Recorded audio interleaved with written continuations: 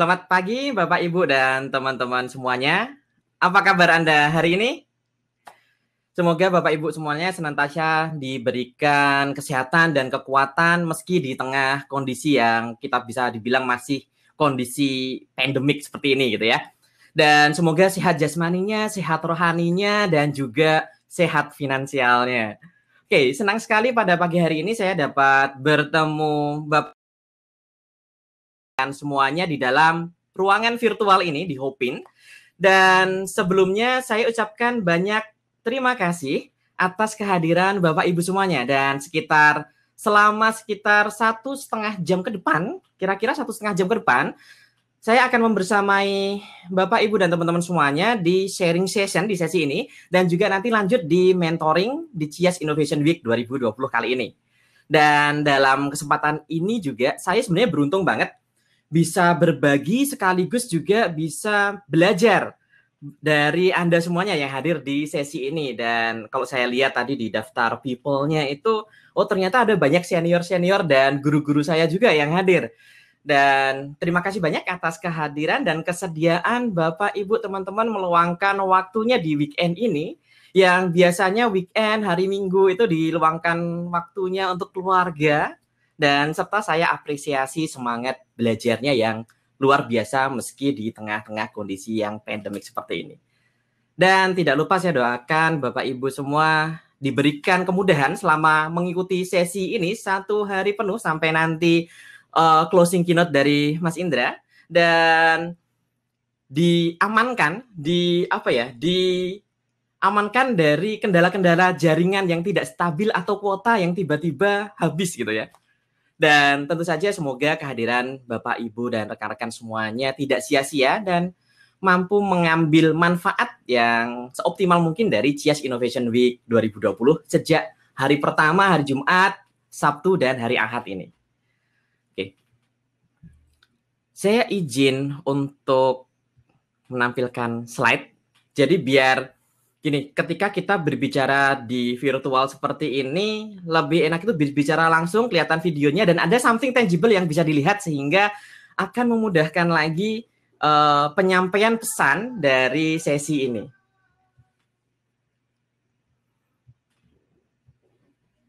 Oke. Di sesi ini teman-teman, Bapak Ibu semuanya, saya akan berbincang mengenai practical work automation. Tentang work automation itu seperti apa sih dan bagaimana. Namun sebelumnya, saya mohon izin untuk memperkenalkan diri terlebih dahulu. Ya. Nama saya Adi Prahmanto, Adi Prahmanto Nugroho, maunya seperti itu biar ikut keren juga. Tapi Adi Prahmanto saja. Panggilannya biar lebih akrab, panggil saya aja Adip. Ada yang bilang mirip Ari Lasso lah, ada yang bilang kalau Mas Indra dulu waktu awal ketemu, oh mirip Ahmad Zakinya Bukalapak. Terus kemudian di foto yang disebar di flyer-flyernya event CIAS Innovation Week ada yang bilang mirip Kak Seto. Nah, entah mana yang betul, namun ini sekarang yang ada di kamera ini adalah penampakan saya yang sebenarnya, karena foto bisa saja menipu gitu ya.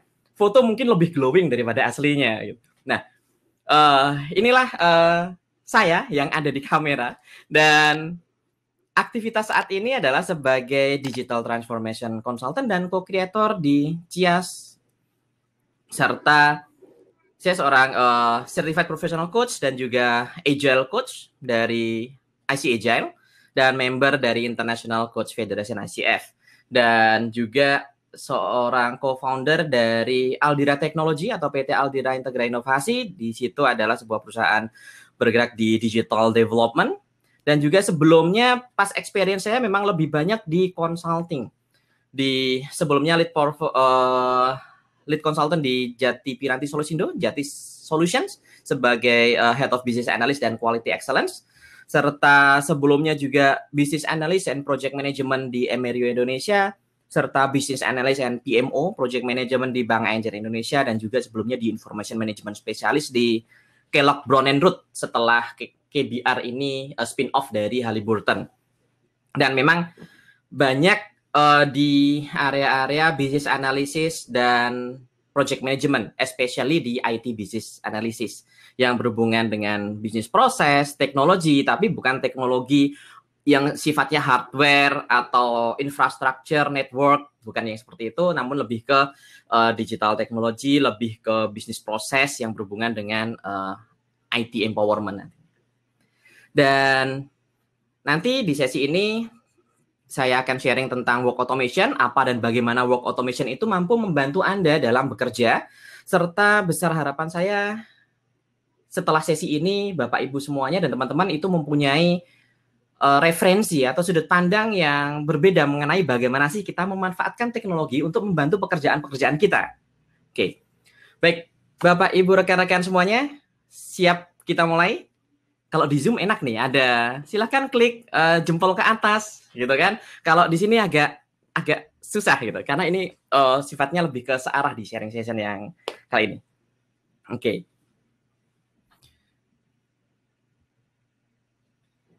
Berikutnya saya ingin sharing dulu sebentar mengenai evolution of work.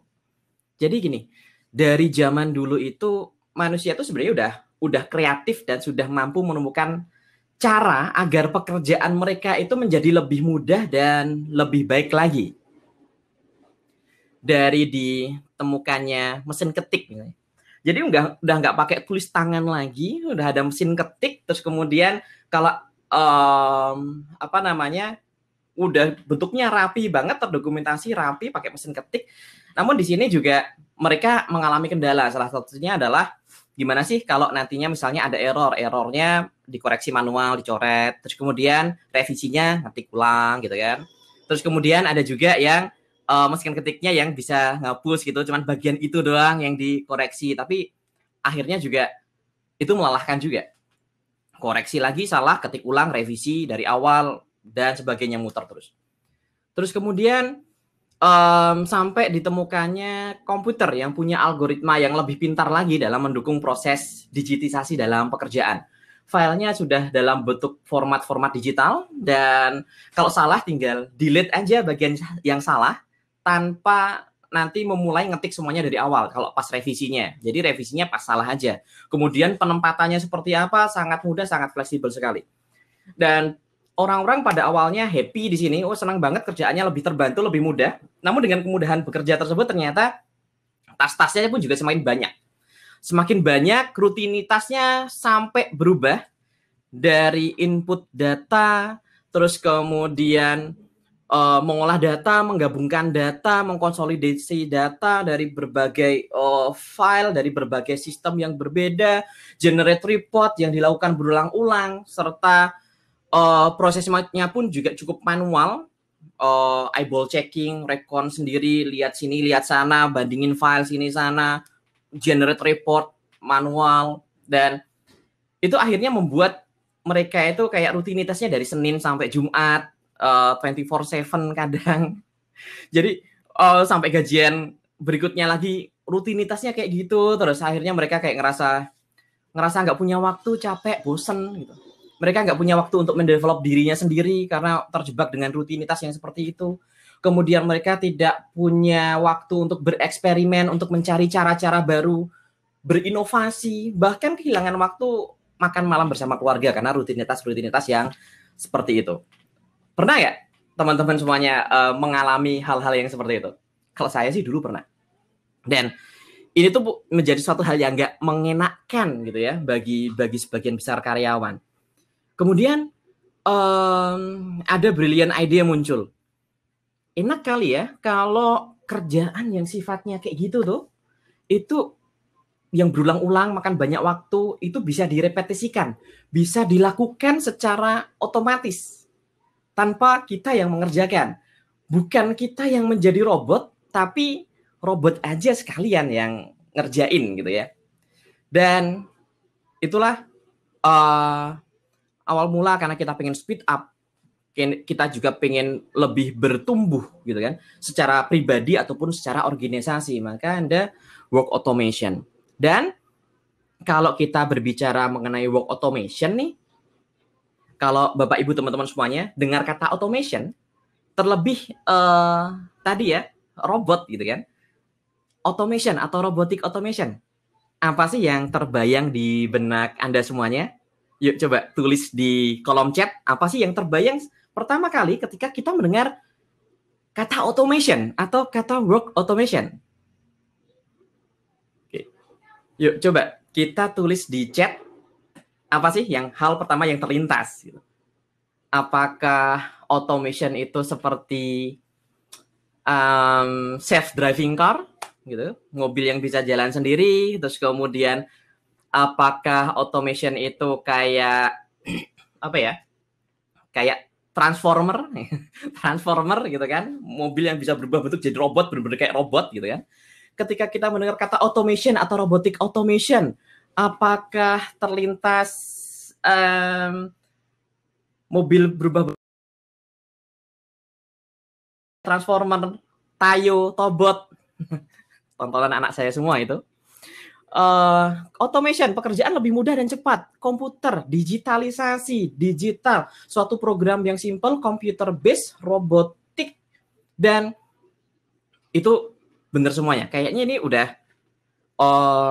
kayaknya udah tahu ya work automation itu yang seperti apa, dan mungkin di perusahaan atau organisasi teman-teman juga sudah mengaplikasikannya. Ada juga yang AI, artificial intelligence, yes, good. Okay. Self-organized team bisa jadi. Gitu. Oke, yuk kita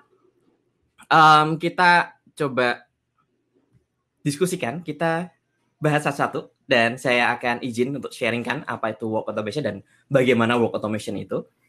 Jadi ketika kita mendengar kata automation, itu bukan automation yang seperti ini, teman-teman. Bukan yang sifatnya kayak robot, ini benar-benar ada robotnya. Di manufaktur biasanya, robot-robot punya lengan-lengan robot yang bisa membantu pekerjaan-pekerjaan fisik kita, robot yang ada di manufaktur. Bukan itu, melainkan adalah hal yang sebelah kanan gitu ya. Tadi sudah sempat disebutkan, computer based, AI, terus apa lagi? Digitalisasi, digitize gitu kan. Nah, automation yang seperti ini yang nanti menjadi konteks bahasan kita. Jadi automationnya bukan automation yang seperti robot secara fisik, namun mengotomatekan, automation ini diaplikasikan pada knowledge worker.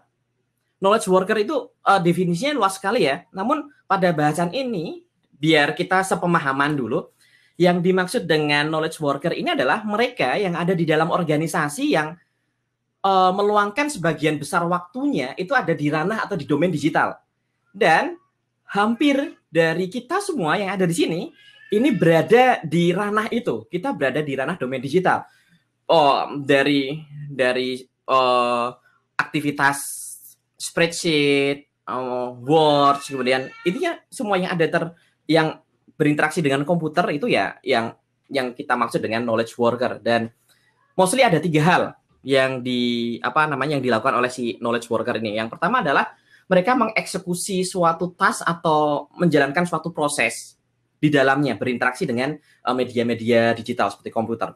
Dari input data, misalnya kayak mendaftarkan customer baru, terus kemudian dari customer ini di-requestkan ke atasannya, klik submit request untuk approval, agar customernya di-approve.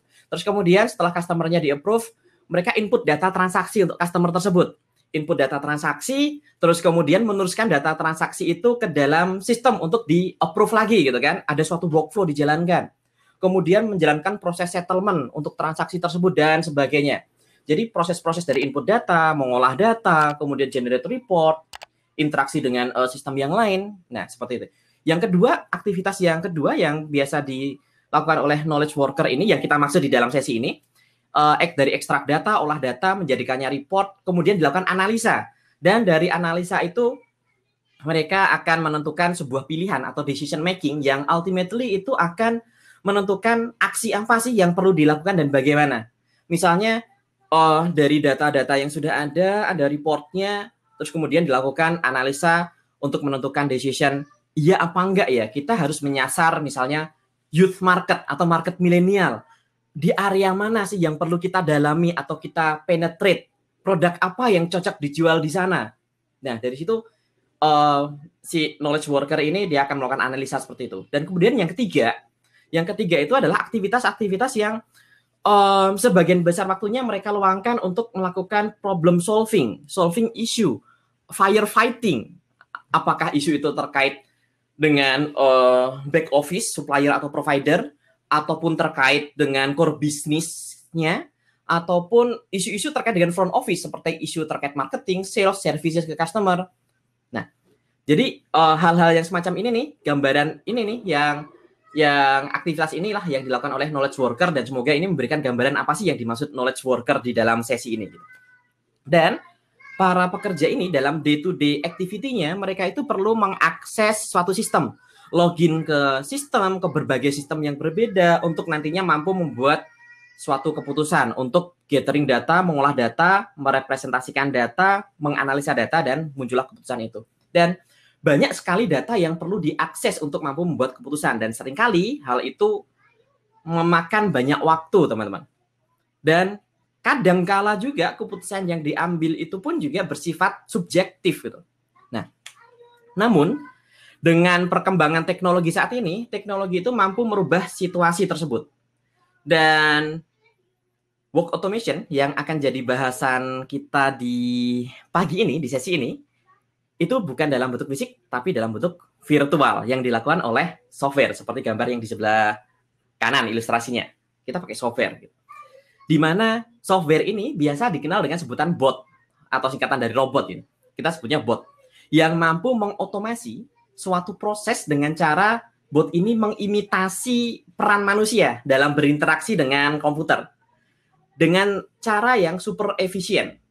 Kenapa enggak? Karena gini, ini sangat super efisien karena dia adalah suatu robot atau bot. Maka dia mampu bekerja secara non-stop terus-menerus dengan cepat, dengan tingkat akurasi yang tinggi, dengan konsistensi yang tinggi pula, dan bisa mengurai kesalahan sampai dengan 100%. Artinya up to zero defect. Karena sekali dia berjalan dengan benar, ya seterusnya benar gitu. Dan 100% juga si bot ini ketika kita define, maka 100% comply dengan policy yang ada di perusahaan-perusahaan kita.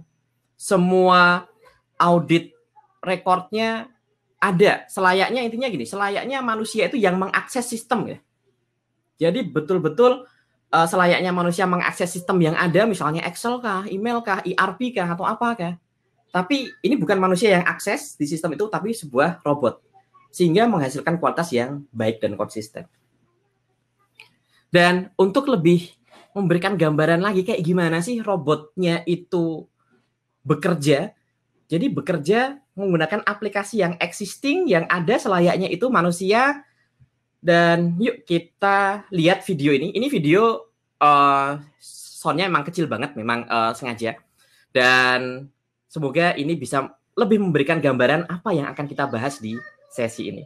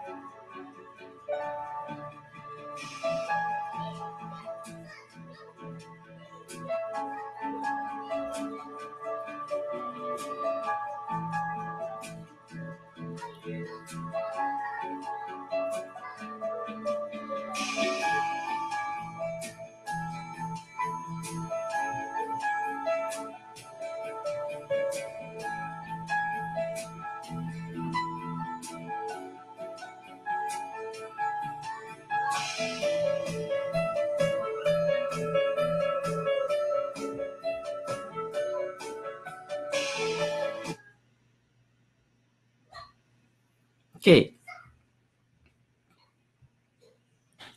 Oke, baik teman-teman. Di video tadi itu apa sih yang baru kita lihat adalah sebuah bot yang menjalankan, yang pertama, bot ini tadi menjalankan download email dan attachment-nya, yaitu PDF, dan kemudian dicari berdasarkan spesifik kriteria dan ditempatkan pada files folder tertentu. Yang pertama. Yang kedua, bot tadi itu membuka PDF, scanning, membaca datanya, kemudian data-data tersebut diekstrak dan ditempatkan di kolom-kolom di Excel. Yang ketiga, si robot ini login ke sistem, ke ERP atau ke sistem buat invoicing, ke finance system, dan memasukkan data yang tadi di Excel, kemudian dibuatkan invoice-nya, di-save invoice-nya. Terus kemudian yang keempat, si bot ini dia membuat suatu email, mengirimkan email konfirmasi bahwa sudah ada 4 invoice yang telah di-create dengan detail ada pada link yang disertakan di dalam body email tersebut. Ini adalah contoh simpel dari bot ini, dan semoga memberikan gambaran apa sih work automation dan yang akan kita bahas di sesi ini. Nah, kalau semua hal itu dilakukan oleh software atau bot, terus si manusianya ini nanti ngapain gitu kan? Sementara itu, sebenarnya si manusianya ini ketika peran itu sudah tergantikan oleh bot, maka manusia akan punya waktu yang lebih banyak dan bisa berfokus pada suatu pekerjaan yang lebih strategis dan memberikan value yang lebih tinggi lagi, memberikan direct value bagi organisasi juga. Serta mereka juga akan mampu melakukan pekerjaan-pekerjaan, punya waktu untuk melakukan pekerjaan-pekerjaan yang membutuhkan kemampuan kognitif yang lebih tinggi lagi. Pekerjaan yang memang semestinya itu diperankan atau dilakukan oleh si manusianya. Contoh lain teman-teman, itu adalah misalnya nih, managing online event atau managing online event partisipan gitu ya. Dari stepnya, misalnya kita lihat stepnya dari menerima pendaftaran, terus kemudian menyimpan data partisipan, kemudian mengirimkan email konfirmasi, terus selanjutnya setelah email konfirmasi dikirimkan, dikasih reminder pembayaran bla bla bla, nanti partisipan melakukan pembayaran. Terus kemudian lanjut lagi, kita melakukan rekonsiliasi pembayarannya, siapa yang udah bayar, siapa yang belum bayar. Yang udah bayar dikirimkan email konfirmasi pembayarannya, terus kemudian diberikan juga reminder, nanti eventnya tanggal sekian ya, melalui media ini, berikut linknya, misalnya seperti itu. Terus kemudian event berjalan, setelah event berjalan, nanti di akhir event mengirimkan recognition atau sertifikat atau ucapan terima kasih, yang itu sifatnya personalis banget, misalnya, Dear Bapak Adib, terima kasih telah mengikuti sesi bla bla bla bla, misalnya seperti itu. Dan ini kalau dilakukan pasti capek banget, apalagi kalau pesertanya itu banyak sampai 1000 sekian seperti di sesi ini, dilakukan secara manual itu pasti akan cukup melelahkan. Namun kalau hal itu bisa diotomatiskan, bagian mana aja sih? Misalnya yang saya highlight warna orange, menerima pendaftarannya sudah dalam bentuk form digital, disimpan datanya, misalnya dipindahkan ke Excel, itu udah bisa otomatis. Terus kemudian dikirimkan email konfirmasi, berdasarkan data itu nanti ada email konfirmasi, misalnya pakai scheduler, tanggal tertentu akan di-blast emailnya, dan lengkap dengan sapaan masing-masing. Jadi bukan satu email buat semua, tapi emailnya betul-betul ada sapaannya gitu kan. Terus kemudian nanti partisipan melakukan pembayarannya. Begitu pembayaran dilakukan, nanti otomatis si bot ini melakukan rekonsiliasi pembayaran. Dia udah identify siapa aja yang sudah bayar, siapa aja yang belum. Bagi yang udah bayar, akan otomatis juga dilakukan konfirmasi pembayarannya. Pembayaran Anda sudah diterima jumlah sekian-sekian pada tanggal sekian, misalnya gitu. Dari situ kemudian ada email susulan, mengirimkan remindernya, detail jadwal, link acaranya. Itu juga secara otomatis. Dan mengirimkan recognition atau bahkan meng-create sertifikatnya pun juga bisa dilakukan secara otomatis. Sementara tim event organizer ini, atau misalnya kalau Anda seorang trainer juga, Anda itu bisa lebih punya waktu untuk fokus membuat acara, mempersiapkan materinya, itu menjadi sesuatu yang berkualitas. Memfokuskan diri untuk mencari dan menghubungi pembicara, untuk mendapatkan sponsor, untuk menyusun marketing strateginya, hal-hal yang sifatnya lebih strategis, yang lebih high value lagi ketimbang banyak waktu diluangkan atau repot-repot melakukan pekerjaan-pekerjaan yang sebenarnya itu bisa diotomatiskan gitu. Jadi kita akan lebih fokus ke hal-hal yang berkualitas, yang memberikan value yang lebih tinggi lagi.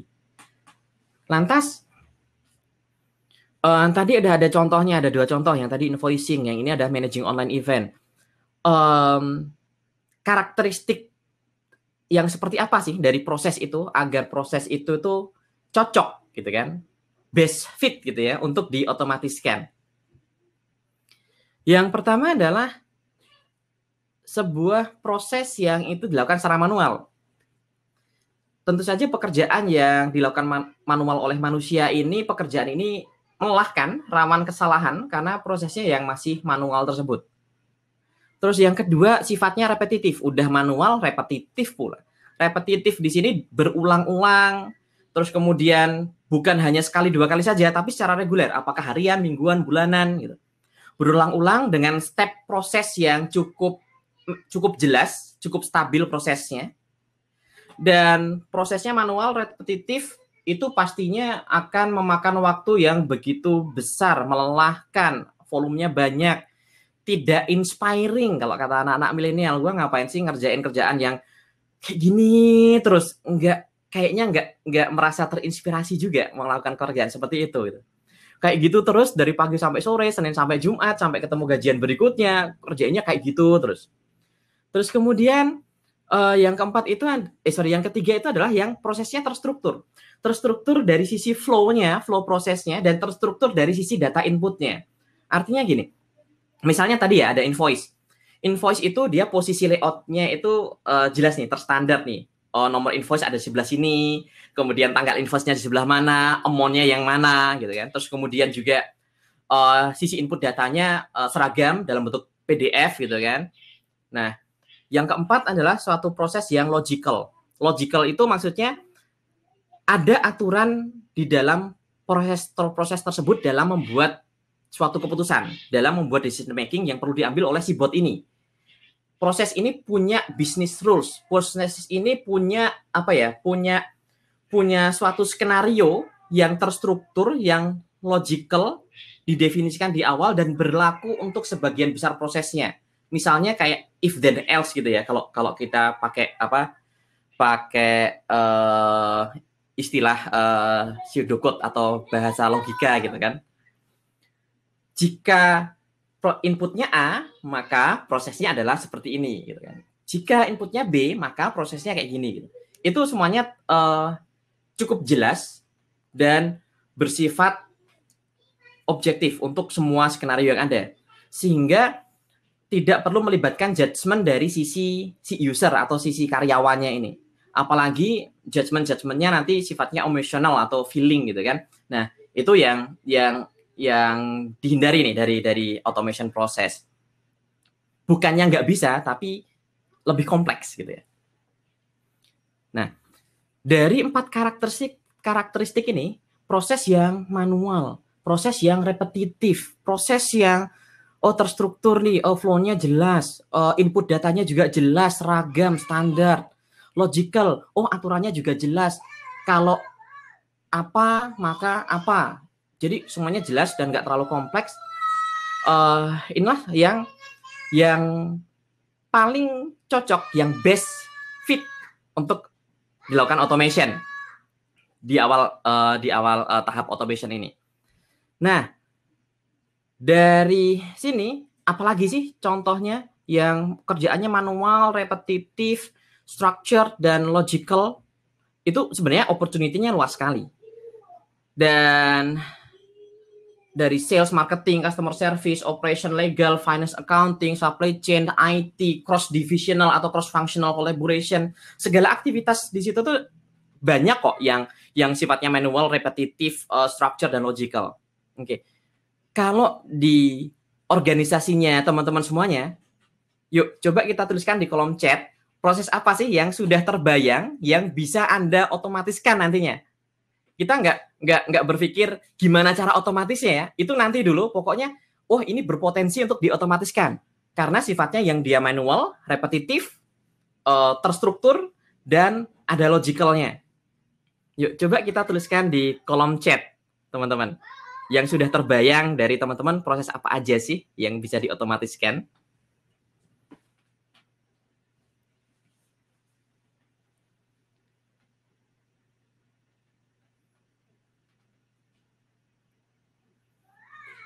Oke, Ibu Weni, payroll, klaim kesehatan. Iya, payroll. Payroll itu kadang masih dilakukan secara manual, volumenya banyak banget, tergantung jumlah tenaga kerja kita. Klaim kesehatan, gitu kan. Terus psikotes online, ya, psikotes online. Dan sekarang di musim pandemik, rekrutmen itu serba online, psikotesnya online. Kalau dulu mungkin masih wajar ya psikotes online ya, tapi sekarang sampai interviewnya online, kemudian apa-apanya semuanya contactless gitu ya. Daily report, weekly report, monthly report, semua yang berhubungan sama report itu. Report laporan ya, bukan report yang membuat report. Walaupun faktanya iya juga gitu. Oke. Sebenarnya banyak sekali potensi yang ada di organisasi teman-teman juga. Misalnya dari sales marketing, updating proses CRM, membuat sales quotation, terus apa lagi? Tadi di video invoice creation dan distribution, kemudian social media monitoring untuk marketing campaign-nya kita. Di customer service juga, kalau yang sekarang yang cukup terkenal itu adalah chatbot, itu membantu untuk contact center automation, chatbot, customer data management, kemudian service request handling, kemudian mengautomate sebuah transaksi. Kalau misalnya ada juga, kalau saya dulu memang banyak di investment. Jadi investment itu nanti akan melakukan matching, price matching, melakukan advisory, instrumen apa yang perlu untuk diinvestasikan. Kemudian dari operation legal compliance itu banyak reporting, compliance reporting, risk management screening. Human capital banyak juga, dari recruitment dari screening candidate, terus kemudian dari offering sampai dia onboarding, itu bisa banget diotomatiskan. Dan banyak lagi, di mana proses-proses ini melibatkan login ke sistem, input data, recon data, sinkronisasi data antar sistem, kemudian melakukan supervising atau checking data atau informasi yang dimasukkan itu udah benar atau belum. Kemudian migrasi data, kalau teman-teman dari data warehouse istilahnya ETL gitu, ekstrak data, transformasikan data dan load data ke sistem yang lain, menjalankan sebuah flow proses hingga akhirnya membuat suatu keputusan berdasarkan rules atau aturan yang didefinisikan dan ditanam di dalam bot ini. Semua hal itu bisa diotomatiskan.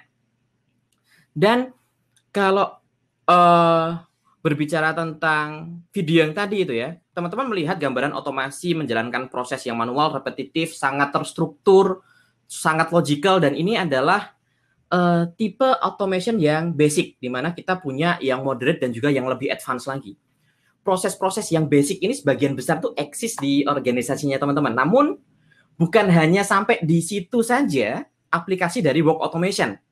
Mungkin sebagian dari Anda berpikir gini, iya sih, gue tuh punya kerjaan yang kayak gitu, yang manual, repetitif, terstruktur, logical kayak gitu terus, tapi paling juga nggak banyak. Paling juga 20% kali ya. Tapi kalau udah diotomatiskan, itu gue juga punya kerjaan lain yang justru situasional, case by case, butuh analisa yang lebih kompleks, butuh decision making yang lebih kompleks lagi. Terus gimana dong dengan automation ini? Apalagi sih yang dia bisa gitu. Jadi teman-teman, yang sifatnya tadi itu, yang contoh di video yang simpel itu adalah yang basic automation. Kemudian tidak hanya berhenti menjalankan satu workflow secara otomatis, namun juga kemampuan bot ini tuh bisa di-extend untuk menghandle tipe-tipe pekerjaan yang tadi, yang lebih kompleks. Misalnya seorang investment manager gitu ya, dia perlu menentukan iya apa enggak ya, perlu melakukan investasi di instrumen tertentu. Dan hal ini tuh tidak sesederhana kita melihat kalau harganya murah maka beli. Kalau jika harganya kurang dari atau sama dengan sekian, maka langsung diputuskan untuk beli gitu. Itu enggak sesimpel itu untuk make untuk place investment. Namun seringkali harus berdasarkan pada logik-logik atau rules yang lebih kompleks lagi. Misalnya nih, dia harus membaca historical datanya seperti apa. Dia harus mengumpulkan data, melakukan analisa data, dan itu dikumpulkan dari sistem yang berbeda. Ketika kita berbicara sistem-sistem yang berbeda dan itu perlu kita integrasikan, di sinilah kita juga ada effort untuk menjahit gitu kan, menjahit aplikasinya agar bisa saling ngobrol juga, bisa diintegrasikan.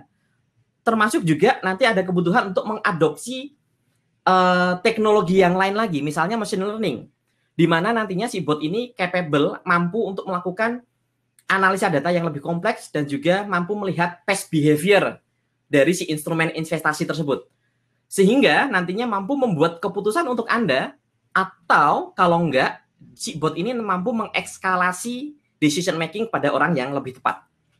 Contoh lain juga yang lebih advance yang mengadopsi artificial intelligence dan juga NLP, natural language processing, bukan yang NLP yang itu, yang temennya coaching neuro language programming, bukan yang itu. NLP, natural language processing, artificial intelligence, yang betul-betul mampu memahami bahasanya manusia secara natural, bukan cuma bahasa baku, namun secara natural selayaknya manusia. Dan bahkan kita juga ketika berinteraksi dengan bot itu juga nggak sadar kalau kita sedang berhadapan dengan sebuah robot gitu. Dan berbicara mengenai robotnya ada 2 tipe dalam membantu pekerjaan kita. Ada yang sifatnya unattended, ada yang sifatnya attended. Unattended itu gimana? Unattended itu dia mampu menjalankan perannya tanpa dibutuhkan interaksi dengan manusianya. Dia mampu berjalan dengan baik ketika ada trigger atau ketika ada kejadian tertentu atau mungkin secara terjadwal menggunakan scheduler, dia bisa berjalan dengan sendirinya. Dan pekerjaan-pekerjaan yang cocok untuk jenis unattended bot ini adalah suatu pekerjaan yang satu, pastinya tidak membutuhkan kehadiran manusia. 2, volumenya biasanya gede banget dan dijalankan secara batch gitu, secara bulk gitu. Dan biasanya juga dijalankan di akhir hari karena volumenya gede, prosesnya gede, maka dia dijalankan di akhir hari atau bahkan tengah malam agar tidak mengganggu performa si aplikasi yang dipakai itu. Dan kadangkala juga harus nungguin nih cut off dari masing-masing sistem atau cut off dari cabang. Kalau misalnya kita banyak cabang. Dulu saya sering ada di banyak experience di banking itu, kalau mau bikin report, bikin sesuatu ya harus nunggu cabangnya tutup dulu, baru kita bisa kumpulin semua informasinya, baru kita bisa olah. Dari mengumpulkan data dari multiple system, mengkonsolidasikannya, kemudian mengecek data ini proper apa enggak, kualitasnya oke apa enggak, terus kemudian memverifikasi datanya di-verified sesuai dengan business rules-nya, akhirnya membuat dan mengirimkan suatu report. Itu sudah dilakukan secara otomatis, full otomatis, di mana di pagi hari, misalnya user itu tinggal datang, buka email, reportnya udah ada. Tinggal dia analisa lagi gitu kan. Tanpa dia capek-capek harus mengenerate atau membuat report itu. Reportnya udah ada, tinggal dia analisa, make a decision, dan malam sebelumnya si user ini tidur dengan nyenyak. Dan jenis unattended ini juga dia mampu bekerja 24/7. Sementara yang kedua, jenis robot yang attended atau jenis software yang attended, itu artinya dia harus ada manusia di situ. Dan sifatnya lebih ke assisting human, atau dia sebagai asistennya kita. Si asisten ini akan membantu kita menjalankan beberapa proses. Sementara sebagian proses lagi itu masih kita sendiri yang jalankan. Kita bekerja saling berdampingan dengan si bot ini, walaupun nggak ada kelihatan secara fisik gitu, karena botnya ada di dalam platform di komputer kita. Dan berjalannya juga on demand, artinya secara ad hoc sesuai dengan kita butuhnya aja ketika diminta oleh si manusia ini. Misalnya contoh exception handling gitu ya, atau sebuah contoh gini, misalnya proses sebuah data entry ke sistem, kemudian processing sampai keluar report. Si manusianya ini, dia akan ngambil manual form yang tulisan tangan dari customer gitu, atau dari nasabah, kemudian di-scan masuk ke folder tertentu, terus kita klik tombol untuk menginstruksikan si robot ini untuk membaca file tersebut. membaca file scanan tersebut, karakternya diinterpretasikan, dibaca menggunakan semacam OCR gitu, optical recognition, character recognition. Kemudian dari form manual yang sudah di-scan, nanti sama si robot akan dipindahkan ke Excel.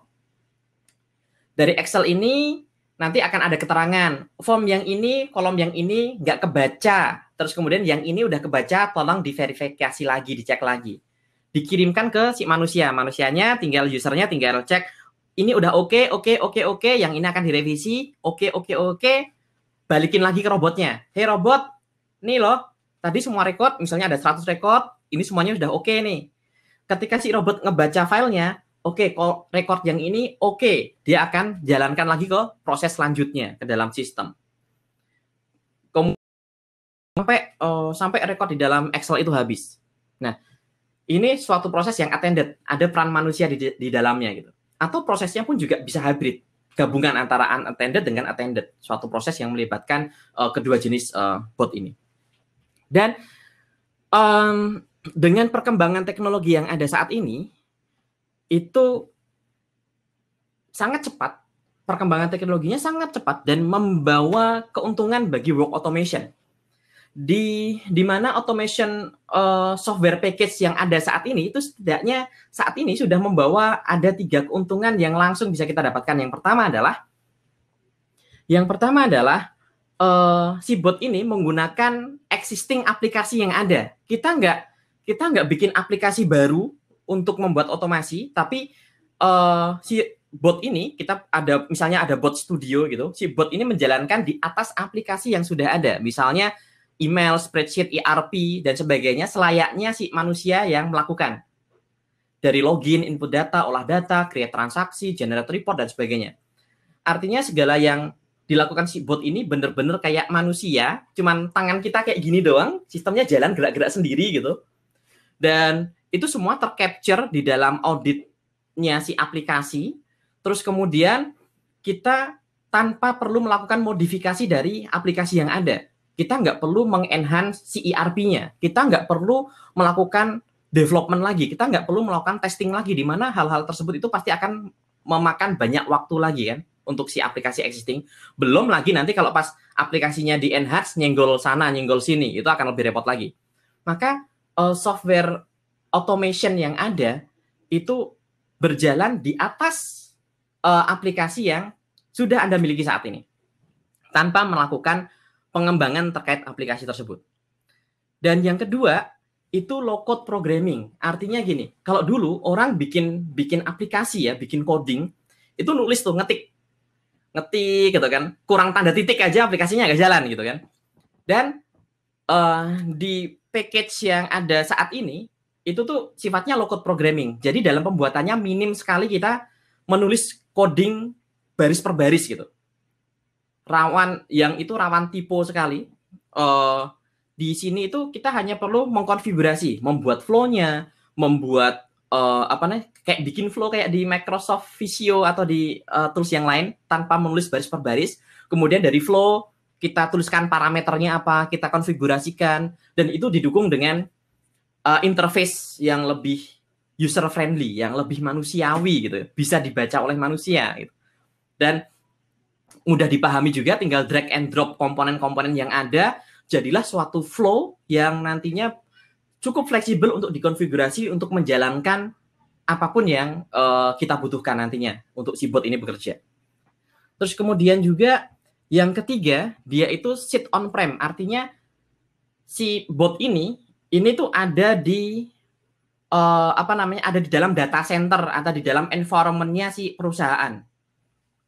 Yang mana itu kita bisa kontrol secara penuh, kita tetap bisa comply dengan security yang ada, comply dan align dengan arsitekturnya dari teman-teman IT, dan ini lebih terkontrol dan lebih aman lagi dari isu-isu security di sini. Dan dengan kehadiran teknologi, dengan kehadiran work automation, setidaknya ada 2 manfaat yang bisa kita dapatkan, yaitu manfaat untuk organisasi dan manfaat untuk employee itu sendiri. Kalau untuk organisasi ya apa namanya ya jelas. Kalau untuk organisasi ada cost reduction, ada speed increase gitu kan. Terus kemudian si robot ini itu perbandingannya ya, misalnya kayak kita ngerjain input data itu bisa sampai 3 menit untuk satu record. Si botnya tadi itu video itu durasi dalam satu menit kali ya, sekitar 1 menitan itu dia ada 4 invoice loh yang udah tercreate gitu. Sementara manusia 1 menitan tuh bisa ngapain? Paling login ke sistem doang gitu kan. Nah itu makanya speednya increase, kemudian quality-nya terimprove, karena sekali kita define robot ini berjalan dengan benar, seterusnya benar gitu. Kemudian terstandar, flow-nya juga terstandar, bisnis prosesnya juga terstandar. Itu bonus tambahan yang bisa didapatkan oleh organisasinya teman-teman. Kemudian compliance, ketika kita define flow-nya si robot ini berjalan, dia pasti akan comply dengan policy yang ada. Kalau ada perubahan policy, ya tinggal dikonfigur aja, nyesuaiin perubahannya tersebut. Kemudian sekali diterapkan, dia akan ngikutin terus. Dia robot itu nggak akan ngeyel gitu, kayak manusia itu nggak akan ngeyel. Dan scalable, artinya saat kita butuhkan, ya kita bisa tambahin robotnya. Kalau saat kita nggak butuhin, kita bisa matiin dulu. Atau kita pengen duplikasi, ya tinggal duplicate. Kemudian uptime-nya increase. Misalnya contoh kayak chatbot itu tadi. Chatbot itu melayani atau berinteraksi dengan customer itu 24/7. Jadi uptime-nya yang dulu, misalnya kalau kita lewat call center gitu, kadang call center pun juga 24/7, tapi juga kadang diangkatnya lama kalau pas lagi tengah malam gitu kan. Kalau si bot itu sama responsiveness-nya, sama kecepatannya, dan itu 100% dia up gitu. Terus kemudian apa sih manfaatnya bagi employee? Yang pertama adalah free up time, membebaskan karyawan dari rutinitas hal-hal pekerjaan yang sifatnya tedious, yang sifatnya melelahkan, berulang-ulang, capek, tidak menginspirasi gitu. Kalau yang kemarin, di sesi kemarin ada Miss Via sampaikan data 35% millennials itu berganti-ganti pekerjaan dalam kurun waktu 1 tahun, maksimal 1 tahun lah. Kemudian punya prinsip, ya udah datang kerja pulang gitu. Dan millennials ini tidak akan terlalu tertarik dengan tipe pekerjaan yang sifatnya yang manual, repetitif, tidak menginspirasi. Ketika hal-hal tersebut sudah dilakukan oleh si bot, si karyawan ini nanti bisa melakukan suatu pekerjaan yang punya value yang lebih tinggi lagi, yang lebih strategis. Misalnya contoh gini, rekrutmen gitu ya. Kita tahulah betapa susahnya, betapa time consuming-nya melakukan screening kandidat. Misalnya di LinkedIn gitu kan, LinkedIn cari gitu kan, kandidat ini cocok enggak ya, kandidat ini cocok enggak ya gitu. Terus kemudian habis itu ketemu kandidat, kita call satu-satu buat janjian, schedule, ngirim invitation, belum lagi interview, offering dan sebagainya.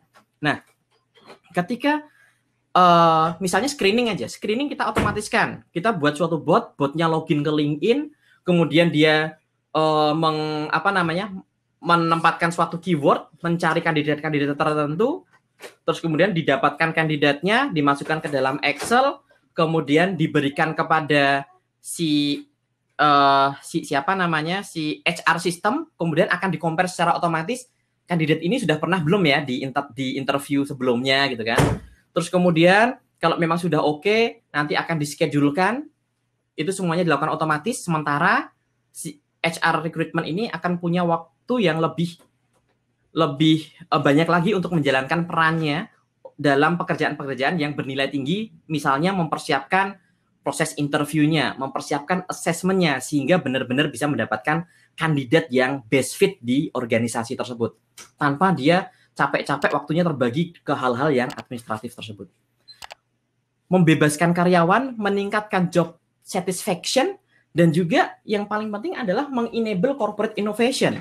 Mereka jadi punya waktu untuk bisa berkreasi, mereka punya waktu untuk bereksperimen, mereka punya waktu untuk menemukan cara-cara baru, membuat suatu inovasi-inovasi, menginisiat suatu project untuk innovation, itu sangat dimungkinkan sekali karena mereka sudah terbebas dari hal-hal yang sifatnya rutinitas yang manual dan capek gitu ya. Oke. Kemudian startnya kita dari mana nih? Nah, startnya ya pasti dari suatu proses yang terdigitalisasi, artinya soalnya udah dalam bentuk digital gitu ya, bukan tulis tangan lagi gitu. Dan proses yang standar itu akan sangat membantu kita dalam satu, start dari local optimize dulu, dari kita manfaatkan apa yang sudah ada sekarang dari satu sistem dulu deh, misalnya mengotomasikan di ERP kita gitu kan, mengotomasikan terkait Excel atau dokumen collaboration yang nanti akan dibahas oleh rekan saya Mas Dwi. Dari lokal ini udah dioptimize, oh ternyata memang ada hal-hal yang perlu diintegrasikan, maka kita move to the next level, integrasi, mengintegrasikan dari satu sistem dengan sistem yang lain dan diotomatiskan. Kemudian the next level lagi sampai kita meredesign bisnis prosesnya dengan leveraging advanced automation yang tadi memanfaatkan teknologi-teknologi automation yang lain. Ada AI, ada machine learning, ada NLP dan sebagainya. Jadi start dari yang paling mudah, paling sederhana, lalu meningkat ke integrasi data antar departemen, antar function, kolaborasi antar function, kemudian sampai meredesign proses bisnis yang tentu saja nantinya yang akan teman-teman dapatkan itu adalah suatu proses yang terdigitize dan terstandard dengan streamline, dengan sangat mudah sekali dijalankan, dan itu juga supporting digital transformation capability di organisasinya teman-teman. Gitu. Oke, ini likely ini adalah last slide dari saya. Oh ya benar. Oke. Adakah pertanyaan dari teman-teman? Oke, saya sama kayak Mas Eko tadi ya. Saya ingin menginvite Mbak Tiwi karena saya nggak pengen sendirian juga di sini. Oke, Mas Adip. Saya juga nggak ingin sendirian sih, Mas loh. Tuh. Tapi saya minta Mbak. Okay. Ini saya udah pakai 3 lighting plus lighting dari jendela gitu, tapi tetap kalah glowing gitu. Siap. Di sini mah ini glowing karena lightingnya banyak gitu ya, dengan fasilitasnya Cia. Oke, Mas Adip, ini ada pertanyaan menarik Mas Adip mengenai robotik atau otomatisasi gitu ya. Mas tanya, gimana kalau di scope kita ini memang banyak hal yang bisa dilakukan automation, tapi di alur bisnis proses di sebelum dan sesudah kita belum mau untuk support automation tersebut. Padahal proses yang ada di unit atau scope kita, inputnya kan berasal dari proses unit lain. Jadi ini kayak gimana ya, kayak mengajak atau gimana nih dari yang proses sebelum dan sesudahnya. Oke Mbak Tiwi. Ya. Oke, saya coba go through satu-satu ya. Barangkali di bawah-bawah ada pertanyaan yang mirip, jadi bisa kita sekalian jawab. Oke, bagaimana caranya meyakinkan business owner kalau itu akan membantu mereka? Jangan-jangan mereka reluctant kalau ada pengurangan karyawan, bla bla bla. Oke, wajar. Ketakutan akan kehilangan pekerjaan itu, ya itu wajar. Tapi nanti kita bahas lagi. Dewi. Terus kemudian apalagi nampaknya? Ya, itu pertanyaan di atas. Di bawah dari Ibu Visiana Dewi. Nampaknya. Oke, ini ada komen yang bagus. Nampaknya era digital atau otomasi ini akan banyak terjadi pengangguran SDM, namun di sisi lain juga bermunculan peluang pekerjaan yang lain. Oke, ini menarik. Nanti ini kayaknya align tuh jawabannya sama yang di atas tadi tuh. Terus dan Mas tanya dari Ibu Visiana Dewi, gimana kalau di scope kita punya memang banyak hal yang bisa dilakukan automation. Oke, alur bisnis proses di before or next proses dari unit kita belum mau untuk support automation tersebut, padahal proses yang ada di Oke. Terus kemudian Ibu Julianita Berliani, jika automation dilakukan berada pada hampir konfidensial, bla bla. Oke. Baik. Gimana sih kita meyakinkan ke proses owner bahwa dengan automation itu it will help them. Maka sebelum automation pasti gini. Jadi kita nggak serta-merta langsung yuk bikin automation, yuk bikin inisiatif project automation gitu. Yang pertama pasti ada dalam automation itu tidak hanya semacam SDLC misalnya discovery, design, develop, stabilize, bla bla bla. Tapi di situ juga ada yang namanya communication and education yang itu berjalan dari awal hingga akhir. Bahkan jauh sebelum kita menginisiat suatu automation project. Nah, ketika di communication and education ini, salah satunya adalah kita melakukan preparation, kita identify dulu proses-prosesnya apa aja sih, nggak melulu langsung semua proses kita otomasikan. Kita juga akan identify, kita akan cek potensial benefitnya seperti apa, dan bentuk komunikasi dan edukasi ini penting banget. Terkait pengurangan manpower, di satu sisi ya ada yang katakanlah low cost labor itu akan berkurang, tapi kalau dari survei, saya lupa surveinya dari mana ya, dari KPMG atau dari nanti saya kasih ini deh, daripada saya takut salah nyebutin gitu ya. Tapi surveinya gini, nomor satu itu benefitnya itu bukan bukan untuk mengurangi intentionnya itu bukan untuk mengurangi karyawan, tapi untuk membebaskan mereka, freeing up mereka. Dan strateginya itu si karyawan ini akan di-reallocate gitu. Bahasanya realokasikan ke pekerjaan-pekerjaan yang memang itu lebih manusia banget lah, memang lebih butuh peran manusia di dalamnya, gitu kan? Memang butuh kognitifnya si manusia, dan sebenarnya itu dengan automation itu tuh kita tuh mencoba untuk memanusiakan manusia gitu sebenarnya. Jangan manusia menjadi robot, tapi jadilah manusia yang seutuhnya dengan melakukan pekerjaan-pekerjaan sifatnya manusia. Strateginya adalah bisa reskilling atau upskilling. Reskilling itu jika memang si kandidat ini, si karyawan ini, kita akan tempatkan reallocate ke function yang baru atau role yang baru gitu. Kita reskilling, ditrainingkan lagi, diberikan training, diberikan amunisi gitu kan untuk menjalankan peran barunya gitu. Atau upskilling dari role yang ada, maka akan ditingkatkan lagi capability-nya untuk mampu menjalankan role yang baru gitu. Role yang sama tapi lebih advance gitu misalnya. Gitu. Jadi sebenarnya kalau banyak riset juga lebih ke reallocating gitu. Misalnya automation cuman ternyata proses ini tuh cuman bisa mengurangi sekitar let's say 3 FTE doang. Kalau 3 FTE misalnya kalau fresh graduate 15 juta doang, 15 juta mungkin bagi organisasi yang besar tuh receh gitu kan. Masa cuman gara-gara automation terus mereka di layoff gitu. Maka 3 orang ini biasanya strateginya memang awalnya untuk membebaskan mereka akan di-reallocate menjadi melakukan pekerjaan-pekerjaan yang lain, melakukan inovasi bisnis misalnya, untuk melakukan hal-hal yang lebih strategis misalnya, seperti itu. Memang dengan adanya otomasi betul sekali, di satu sisi ada pengurangan SDM, nanti tapi juga akan bermunculan pekerjaan yang lain di mana survei research dari McKinsey di sekitar tahun enggak lama-lama kok, masih sekitar 2 tahun terakhir ini. Itu pengurangan kerjaan karena automation itu ada, namun peningkatannya jauh lebih banyak. Maka strateginya yaitu reskilling atau upskilling. Itu akan menjadi modal banget. Terus kalau sekarang ini kita posisinya ada, kayaknya kerjaan gue tuh 100% itu berpotensi untuk diotomasikan. Kita juga bisa siap-siap. HR, People and Development, itu juga bisa siap-siap juga untuk mereskilling atau mengupskilling si karyawan-karyawan ini juga.